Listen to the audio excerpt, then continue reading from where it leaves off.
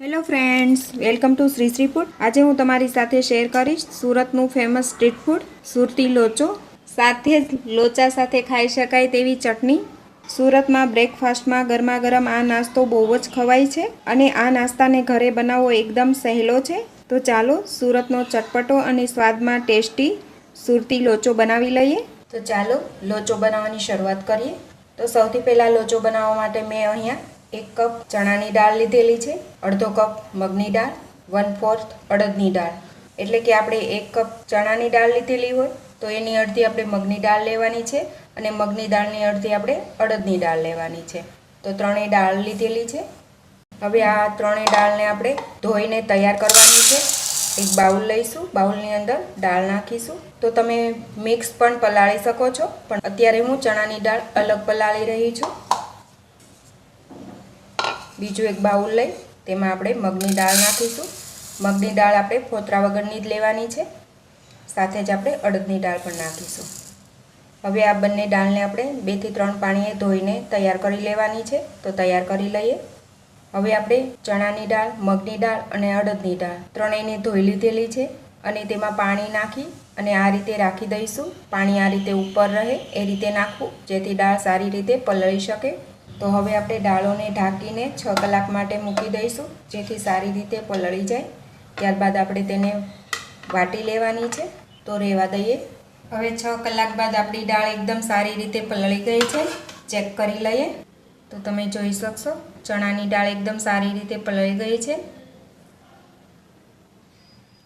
એ જ રીતે મગ અને અડદની દાળ પણ સરસ પલળીને તૈયાર છે। હવે આપણે ત્રણેય દાળને પીસીને તૈયાર કરવાની છે। તો તેના માટે એક જાર લઈશું। જારની અંદર આપણે દાળ નાખીશું। આ રીતે આપણે થોડી થોડી દાળ નાખી અને પીસીને તૈયાર કરવાનું છે। દહીં નાખીશું। 2 થી 3 ચમચી જેટલું દહીં નાખેલું છે। સાથે જ આપણે તીખી મરચી નાખીશું, 4 થી 5, એક આદુનો ટુકડો, મરી નાખીશું, સ્વાદ પ્રમાણે નમક। હવે દાળોને આપણે વાટી લઈશું। આ જ રીતે આપણે બધી જ દાળ તૈયાર કરીશું વાટીને। તો વાટી લઈએ। આ રીતે આપણે વાટીને રેડી કરવાનું છે। તેને એક વાસણમાં નીકાળી લઈશું। આ રીતે મેં લોચાનું બધું જ બેટર રેડી કરી લીધેલું છે। એકવાર મિક્સ કરી લઈએ। તો અત્યારે આપણે આ રીતે કન્સિસ્ટન્સી રાખેલી છે। હવે ફરી તેને 6 થી 7 કલાક માટે આ જ રીતે રાખી દઈશું ઢાંકીને।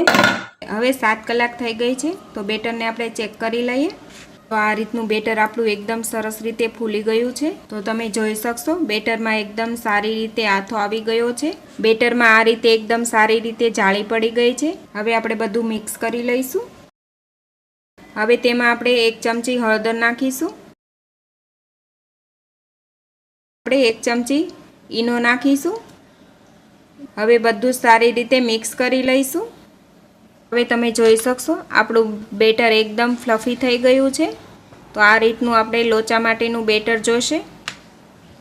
હવે આપણે આ બેટરને 5 મિનિટ માટે આ જ રીતે રહેવા દઈશું। ત્યાં સુધીમાં આપણે લોચા સાથે ખાવાની ચટણી બનાવી લઈશું। લોચાની ચટણી બનાવવા માટે મેં અહીંયા લોચાના બેટરમાં ઈનો નાખ્યા વગર જ આપણે આ એક પ્લેટ બનાવેલી છે।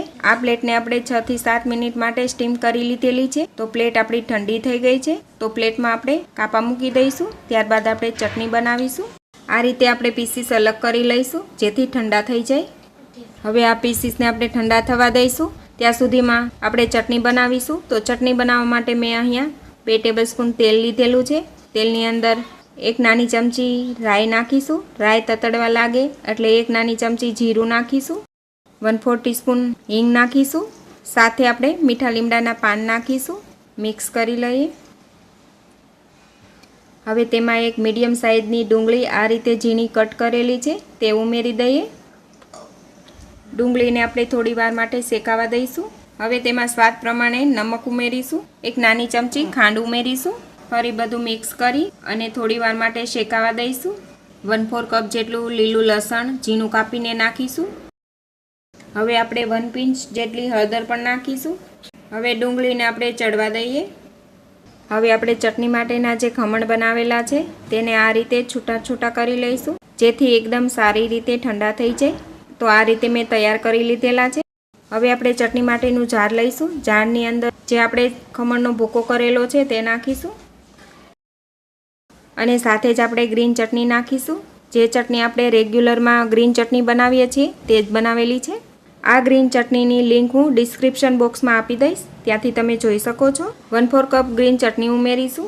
હવે તેમાં 2 ચમચી પાણી નાખી અને તેની પેસ્ટ બનાવી લઈશું. આ સાઈડ આપણા કાંદા પણ સરસ ચડી ગયા છે. તો તમે જોઈ શકશો આપણે પેસ્ટ બનાવેલી છે તે એકદમ તૈયાર છે. તે આપણે કાંદામાં ઉમેરી દઈશું. બધું સારી રીતે મિક્સ કરી લઈએ. બાકીના જે ખમણ હતા તેને પણ આ રીતે પીસી લીધેલા છે તે પણ ઉમેરી દઈશું. ફરી આપણે મિક્સ કરી લઈએ. આ ચટણી તમારે જે રીતે ઘટ જોઈએ એ રીતે તમે રાખી શકો છો. અત્યારે હું થોડું પાણી નાખી લિક્વિડ બનાવી રહી છું. હવે ચટણીને આપણે થોડી વાર માટે ચડવા દઈશું. તો તમે જોઈ શકશો બહાર દુકાન પર મળે તેવી આપણી ચટણી એકદમ તૈયાર છે. તેને આપણે નીચે ઉતારી લઈશું. નીચે ઉતારી તેમાં કોથમીર ઉમેરી દઈએ. ફરી એકવાર મિક્સ કરી લઈશું. હવે આપણી ગ્રીન ચટણી એકદમ તૈયાર છે. હવે આપણે લોચો બનાવવા માટેનું બેટર પણ એકદમ તૈયાર છે. બેટરની કન્સિસ્ટન્સી આ રીતે પાતળી રાખીશું.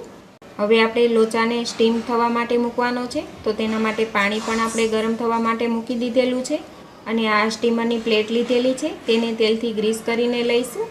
હવે પ્લેટમાં આપણે બેટર પોર કરી દઈશું. તો આ રીતે પાતળું બેટર પાથરવાનું છે. હવે સ્ટીમ થવા માટે મૂકી દઈએ. લોચાને આપણે 7 મિનિટ માટે ચડવા દઈશું. 7 મિનિટ બાદ આપણે લોચાને ચેક કરી લઈએ.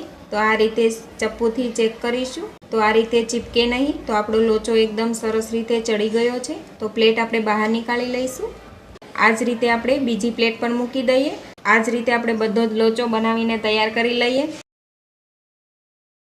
તો હવે લોચો આપણે પ્લેટમાં સર્વ કરી દઈએ. હવે તેના ઉપર ઝીણી નાયલોન સેવ ઉમેરીશું. સેવ તમને જે રીતે ભાવે એ રીતે તમે ઉમેરી શકો છો. સાથે જ આપણે સિંગ તેલ લઈશું. તો સિંગ તેલ પણ આપણે આ રીતે 2 ચમચી ઉપર રેડીશું. હવે સાથે જ આપણે ઉપર લોચાનો મસાલો જે રેડી માર્કેટમાં મળે છે તે ઉમેરીશું. સાથે જ આપણે બનાવેલી ચટણી સર્વ કરીશું અને ડુંગળી સર્વ કરીશું. તો તૈયાર છે આપણો સુરતી લોચો. તો ફ્રેન્ડ્સ તમે આ રીતે આ મેથડથી એકવાર સુરતી લોચો જરૂરથી તમારા ઘરે બનાવજો.